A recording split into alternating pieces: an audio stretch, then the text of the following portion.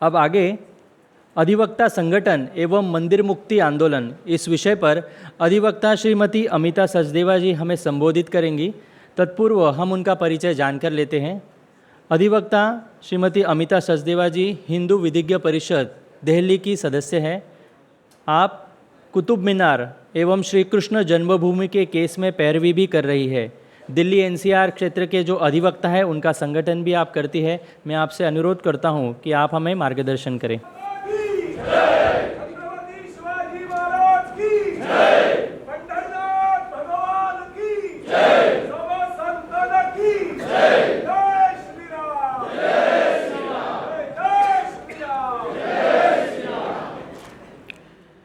जगत गुरु भगवान श्री कृष्ण जी, परात्पर गुरु डॉक्टर जयंत आठवले जी और यहाँ उपस्थित सभी संतों के चरणों में वंदन करती हूँ और आप सभी हिंदू भाई बहनों को मेरा नमस्कार।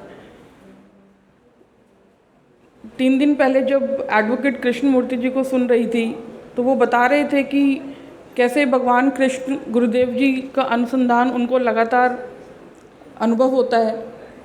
तो जब वो बोल रहे थे तो मुझे भी अपना ध्यान में आ रहा था कि कैसे गुरुदेव जी ईश्वर मुझे भी अपना अनुसंधान अनुभव कराते हैं और जो कार्य करना है उसकी दिशा देते हैं। जब से गुरुदेव जी और सनातन संस्था के मार्गदर्शन के अनुसार साधना शुरू की तो ऐसा लगता है कि मेरा जीवन जो है वो पूरी तरीके से बदल चुका है। जो एक सकारात्मकता पहले थी वो अब जो है वो एक निर्भीक सकारात्मकता हो गई है। मतलब डर जो था कहीं वो एकदम ख़त्म हो गया है। गुरुदेव जी से पहली बार 2019 में भेंट हुई थी जब अधिवेशन हुआ था। तब उन्होंने पूज्य श्री हरिशंकर जैन जी और विष्णु शंकर जैन जी के साथ उनके साथ धर्म कार्य में जो लीगल केसेस हैं उसमें काम करने का अवसर दिया और सबसे पहले कुतुब मीनार वाले मैटर में काम करने का अवसर मिला।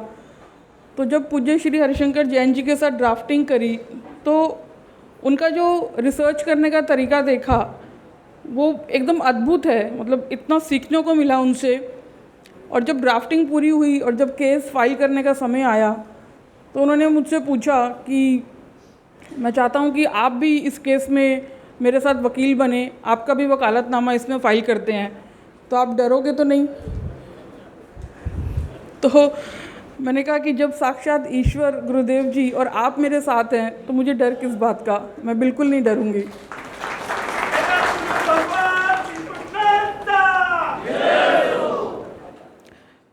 हालांकि जब हमारा ये सिविल सूट फाइल हुआ साकेत दिल्ली कोर्ट में, सिविल जज ने वो पहले डिसमिस किया बिना नोटिस इशू किए।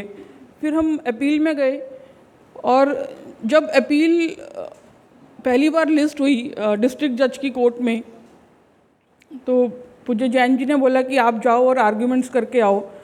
और वो मेरी तैयारी ऐसे कराते हैं आर्ग्यूमेंट्स की, वीडियो कॉल पे अगर मैं उनसे इन पर्सन नहीं मिल पा रही हूँ तो मैं अपने घर से, वो अपने घर से वीडियो कॉल पे हम ज्वाइन करते हैं और वो मुझे कहते हैं कि आप सोचो कि आपके सामने जज बैठे हैं और आप आर्ग्यूमेंट्स करो। फिर वो एक एक पॉइंट मुझे बताते हैं कि आपने ये जो पॉइंट बोला इसको ऐसे नहीं ऐसे बोलो, या ये आपने मिस किया, इसको ऐड करो। तो इसलिए जैसे वो बोलते हैं मैं एग्जैक्टली वही नोट करती हूँ और वही जाके आर्ग्यू करके आती हूँ। तो उन्होंने मेरा नाम तोता भी रख दिया कि इसको जो मैं बताता हूँ वो उससे एक शब्द कम नहीं, एक शब्द ज़्यादा नहीं। तो ये मेरी तोता है। और जब जिस जज के सामने वो अपील लिस्ट हुई थी वो जज केस डिसमिस करने के लिए फेमस थी। तो एक मन में आया कि ऐसे जज के सामने जाना है जो केस डिसमिस करने के लिए बहुत ही फेमस है। फिर एक मन में गुरुदेव जी ने विचार दिया कि वो जो जजमेंट देंगी वो तो एक मेटेरियलिस्टिक जजमेंट होंगी, लेकिन जो ईश्वर ऑलरेडी जजमेंट लिख चुके हैं और वो समय आने पे प्रोनाउंस भी हो जाएगी, तो मुझे तो केवल अपना रोल प्ले करना है और गिलहरी के समान जो अपना योगदान देना है, ये मन में विचार था। और जब आर्ग्यूमेंट शुरू करी जज के सामने तो जज ने सबसे पहले ये क्वेश्चन पूछा। जब उनको मैंने बताया कि यहाँ पे 27 हिंदू जैन मंदिर हुआ करते थे जिसे कुतुबुद्दीन ऐबक ने तोड़कर मस्जिद बनाई, तो उन्होंने पूछा आपको कैसे पता? कि यहाँ पे पहले 27 हिंदू जैन मंदिर हुआ करते थे, आपके पास क्या एविडेंस है? तो फिर उनको दिखाया हमारी पिटीशन में कि सारी फ़ोटोग्राफ्स लगाई हैं। और पिटीशन तो दूर की बात है, जब हम कुतुब मीनार में एंटर करते हैं तो वहाँ पे एक बड़ा सा काला पत्थर है, उसमें ASI ने, आर्कियोलॉजिकल सर्वे ऑफ इंडिया ने खुद लिखा हुआ है कि यहाँ पर पहले 27 हिंदू जैन मंदिर होते थे और जिनको तोड़ के कुतुबुद्दीन ऐबक ने मस्जिद बनाई।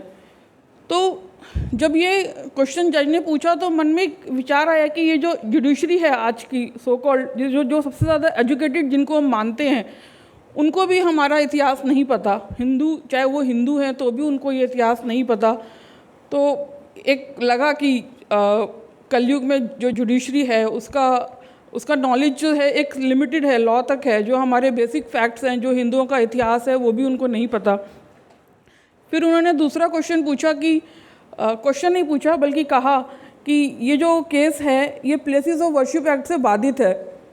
तो जब उनको बताया कि ये जो केस है प्लेसेस ऑफ वर्शिप एक्ट से बाधित नहीं है, क्योंकि प्लेसेस ऑफ वर्शिप एक्ट का सेक्शन 3-4 खुद ये कहता है कि ऐसा कोई भी मॉन्यूमेंट जो ASI के कंट्रोल में आता है, उस मॉन्यूमेंट पे, उस जगह पे places of worship act applicable ही नहीं है।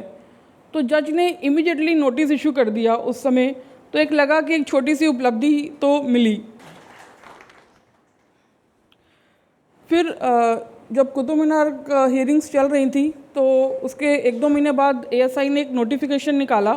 उस नोटिफिकेशन में ये लिखा था कि कुतुब मीनार में 2 गणेश जी की मूर्तियाँ हैं, वो ऐसे पिंजरे में बंद पड़ी हैं मूर्तियाँ, ऐसे उल्टे होके, और उनको उल्टा गणेश भी कहा जाता है उन मूर्तियों को।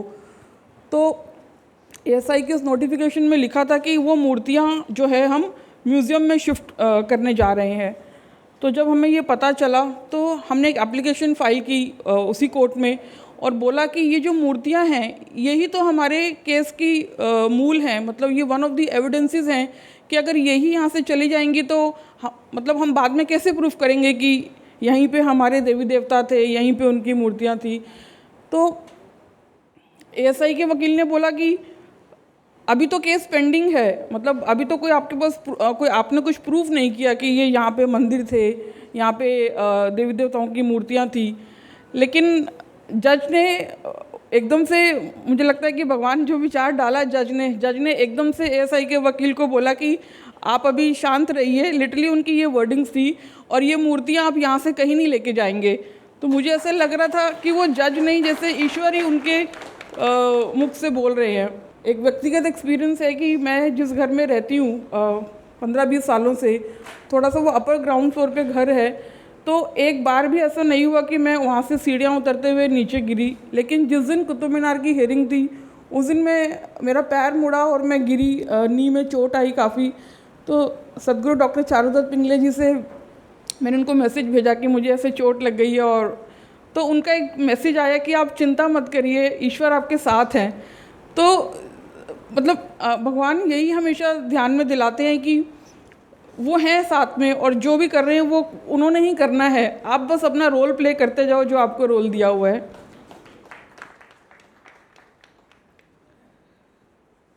ऐसे ही फिर भगवान कृष्ण जन्मभूमि के मैटर में पूज्य जैन जी के साथ काम करने का अवसर मिला। तो उसमें भी ऐसे ही हुआ था कि सिविल जज ने सूट डिसमिस कर दिया था बिना नोटिस इशू किए। उसमें भी हम अपील में थे, और अपील में फाइनल आर्ग्यूमेंट्स थी। तो एक दिन पूज्य जैन जी ने बोला कि आप ही फाइनल आर्ग्यूमेंट्स करना, और मैं कोर्ट में आपके पीछे बैठा रहूँगा, तो अगर मुझे लगेगा कि आप कहीं अटक रहे हो तो मैं उसी समय खड़ा हो जाऊँगा। तो एक मन में डर भी लगा कि इतनी बड़ी जिम्मेदारी वो दे रहे हैं कि ये कोई छोटा मोटा मैटर नहीं है, भगवान कृष्ण जन्मभूमि का मैटर है। और दूसरी तरफ भगवान कृष्ण जी, परात्पर गुरु देव जी की और पूज्य जैन जी के चरणों में कृतज्ञता भी व्यक्त हो रही है कि मुझे वो गिलहरी समान योगदान देने का अवसर दे रहे हैं और मुझे सिखा रहे हैं। तो जब वो दिन आया जिस दिन फाइनल आर्ग्यूमेंट्स थी, 22 मई का दिन था, 22 मई 2022, तो उन्होंने बोला कि मैं तो एक रात पहले चला जाऊंगा वृंदावन, और अगले दिन वृंदावन से मथुरा कोर्ट में आऊँगा। और मैंने अगले दिन सुबह सेम डे जाना था। तो रात को 11 बजे उनका फ़ोन आया कि मुझे तो वाराणसी ज्ञानवापी वाले मैटर में अर्जेंटली जाना पड़ रहा है, तो कल मैं आपके साथ मथुरा कोर्ट में नहीं रह पाऊँगा, आपको ही आर्ग्यूमेंट्स करनी है। तो उस समय जैसे गुरुदेव जी ने लगा कि जो आज्ञा है उसका पालन करना है, तो जब अगले दिन सुबह मैं घर से मथुरा कोर्ट के लिए निकली तो पूज्य जैन जी के एक एसोसिएट भी मेरे साथ थे।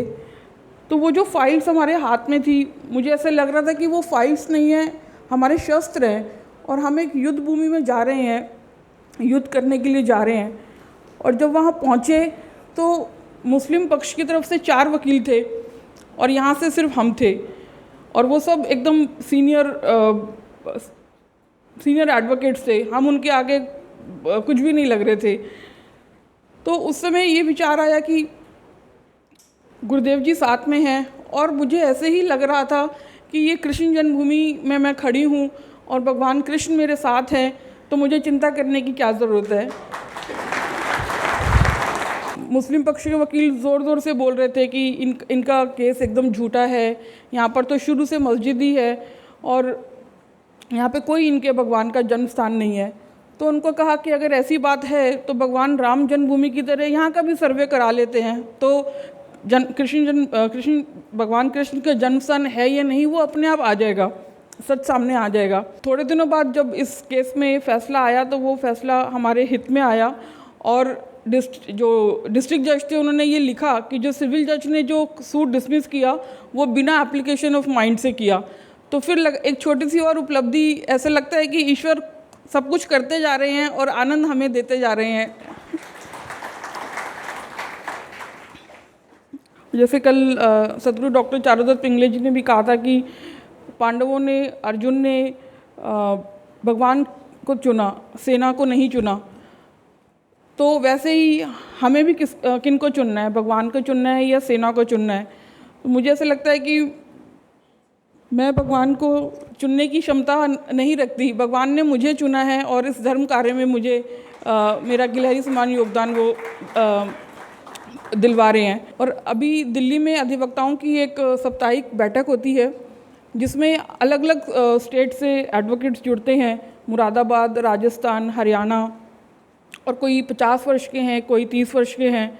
और उनका जो अभी जो उत्साह देखने को मिलता है, सीखने को भी मिलता है।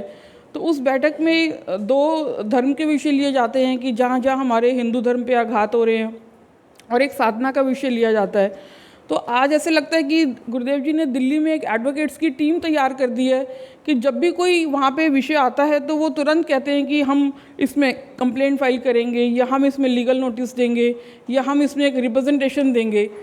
तो ये जो अचानक से चेंजेस दिख रहे हैं वो ईश्वर की लीला ही लग रही है, हम कुछ कर रहे हैं ऐसा कुछ लगता नहीं है। और मुझे ऐसा लगता है कि गुरुदेव जी ने, ईश्वर जी ने सिर्फ मुझे ही नहीं संभाला हुआ, मेरे परिवार, मेरे बच्चों को भी संभाला हुआ है।